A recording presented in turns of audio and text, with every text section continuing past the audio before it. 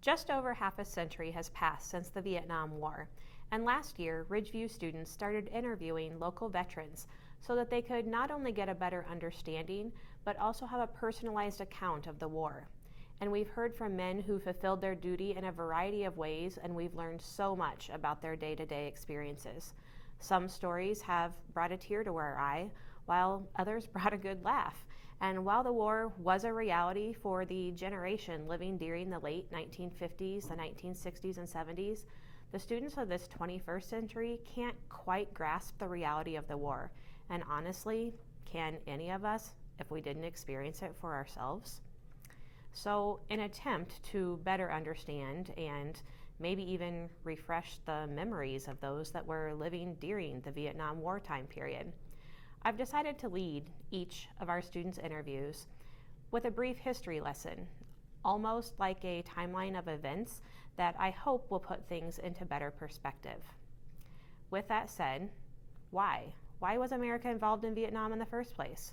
Well, after World War II, Vietnam was divided into two countries. North Vietnam was ruled by a communist leader known as Ho Chi Minh, and the country of South Vietnam had a pro-Western world regime, and American advisors were stationed there in an attempt to prevent Ho Chi Minh from uniting all of Vietnam under one communist government. America was greatly worried about the spread of communism, as that was the time period known as the Red Scare. And we worried that if Vietnam became communist, that the domino theory would go into effect. And once that happened, all the neighboring countries would become communist too. So America was there to prevent communism from spreading worldwide, especially in Southeast Asia. As you listen to this week's interview, please keep in mind that our military had one goal: to contain communism. My name is Colton Thompson. My name is Joslyn McDAnel, and we're juniors at Ridgeview High School. My name is Gary Wanberg, and I was drafted in 1972, and I was in the U.S. Navy.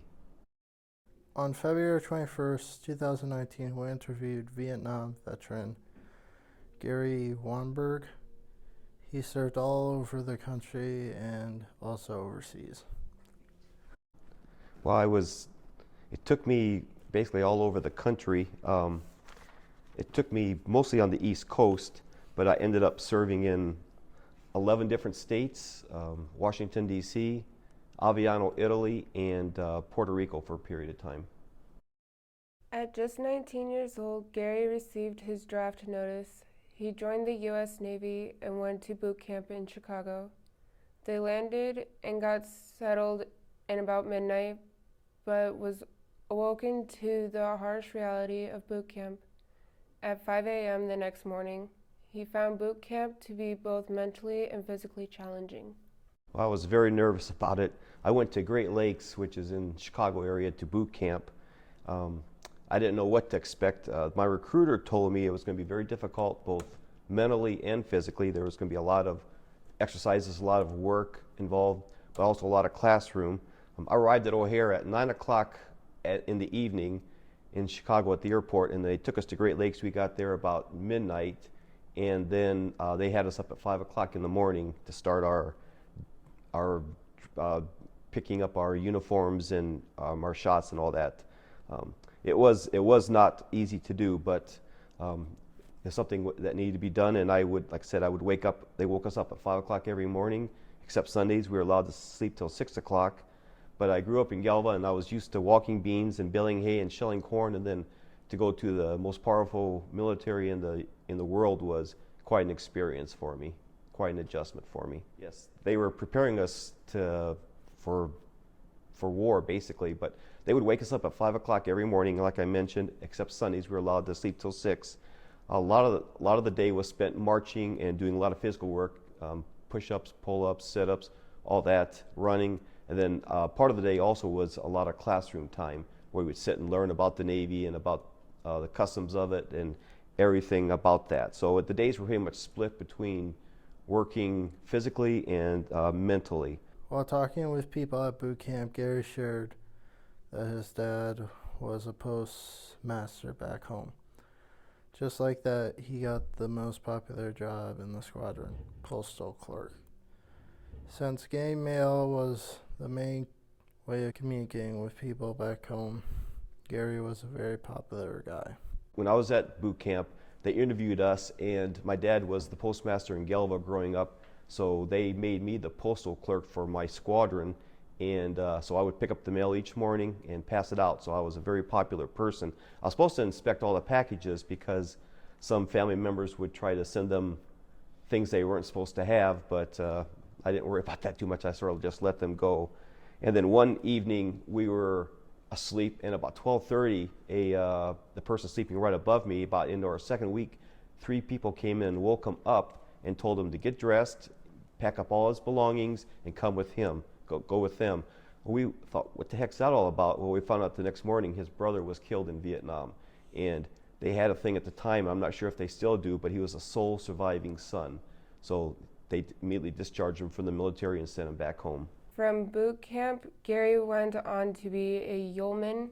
He served in 11 different states and also Italy and Puerto Rico, performing administrative and clerical work.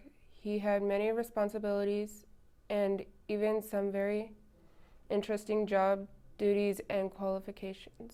I worked in administrative offices. I was a yeoman, a YN, and I took care of officer service records and enlisted service records. It was an office setting I was in, so I did everything that was required, reports and all that. One of the jobs I had was a CACO officer, which is Casualty Assistance Calls, and we would get phone calls from someone saying next of kin in our area had passed away, and we had to go visit the family and to make the initial visit, my commanding officer and I, and we did that probably 4 or 5 or 6 times, and then we'd stay with them and help them fill out paperwork and all that. So that was not the most fun thing in the world to do.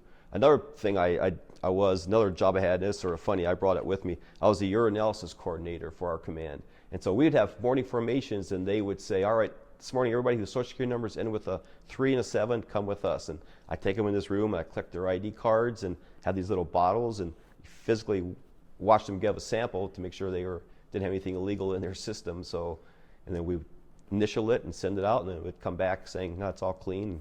Great once in a while we had a positive one, but so that was sort of funny to be the Urinalysis Coordinator. We asked Gary to share some of his greatest memories. There's actually one time that I actually knew something before CNN did, believe it or not. We were in Aviano, Italy, and not our squadron, but another squadron had a pilot flying. We were doing Operation Tonight flight in Bosnia, and his plane was shot down. And CNN reported that his plane was shot down, but no contact had been made with him yet. Well, the pilots carry a beeper with them that they can hit once, and that notifies their command that they're on the ground or they're okay or whatever. And so he was hiding in the brush over there on ground and hit the beeper once. So we knew he was alive. CNN was still reporting him as no contact, so that's the only time I ever knew anything before CNN. And our squadron had some aircraft there, and they took off and along with other aircraft, and were able to rescue him and brought him back to Aviano, Italy. So that was one of my big highlights, that I actually knew something one time before CNN did. And his favorite funny story. But we were in Aviano, Italy. We got there. We flew in late at night, and we were right on the foothills of the Alps. And we woke up the next morning to a fog so thick you couldn't see about 15 feet in front of you. And it was like that all day. Well, the next day I woke up and I walked out my tent, and I said, I thought we were supposed to see the Alps from here. And they said, turn around, and right there. I couldn't believe how close it was to us. The best one, though, on the aircraft carrier, these new recruits, they would, the maintenance guys that worked on the aircraft, they would tell them to go get a left-handed monkey wrench. Well, there's no such thing. So you go to this department, those ships are, like I said, 1,000 feet plus long. They have them going all over the ship looking for a left-handed monkey wrench. They're gone for about an hour to 2 hours trying to find one. They finally come back and said, I cannot find one anywhere, because these other commands, these other shops knew about it. So when they got to their shop, they said, oh, we had one, but we loaned it to this shop over here, so you need to go over there. And they would send them all over the ship looking for a left-handed monkey wrench, and there was no such thing. They finally come back about an hour or two later, and then they would tell them the truth. And Gary told us that he really learned a lot of valuable life skills while in the military. While he couldn't think of any bad habits he picked up, he did value the many traits he gained while serving. I learned a lot. I learned that to respect authority, you better do that. I learned that you need to be very flexible. I learned that teamwork is incredibly important, and you need to be reliable. If you're supposed to be somewhere at a certain time, you need to be there. All my years, I never smoked. I still don't have any tattoos after 24 years, but I just you just follow what you're supposed to do and listen to what your orders are, and it's fine. Everything works out fine. But those four things: respect authority, teamwork, reliability, and be flexible were the four main things I learned when I went in. I really enjoyed my career in the Navy. I was in 24 years. I was on 2 aircraft carriers, the USS Nimitz for a really short period of time, the USS John F. Kennedy, and they're both over 1,000 feet long, which is over 3 football fields. I lived in some great places. Overall, it was a good thing. Gary shared a lot of memorabilia from his time in service. We enjoyed looking at the many items and hearing his stories. Vietnam War was very unpopular, I know that. I know when some of the soldiers and sailors came back from Vietnam, they were not treated very good. We had 58,000 die over there. We had 150,000 wounded, so it affected a lot of people. And also a lot of people blamed the soldiers for losing the war, and for some reason they didn't blame the politicians because they were actually over there fighting. But it was a really difficult thing. There were a lot of protests, and when they came back, it just was not very pleasant for them, and it was very difficult. But it was, they fought in a horrible location. Some of these soldiers would go weeks without shaving or changing clothes or bathing. There's tropical diseases over there they had to deal with. So there's a lot of areas that was really hard for them over there to do. And then they came back to the States to not exactly a welcome that they thought they deserved and they should have deserved. And so it was a really difficult time for them. The time we spent visiting with Gary Wanberg wasn't just another class assignment. It wasn't only educational, it was just interesting and engaging to visit with someone who has so many experiences to share. Thank you for taking time to talk with us, and thank you, Mr. Wanberg, for your service.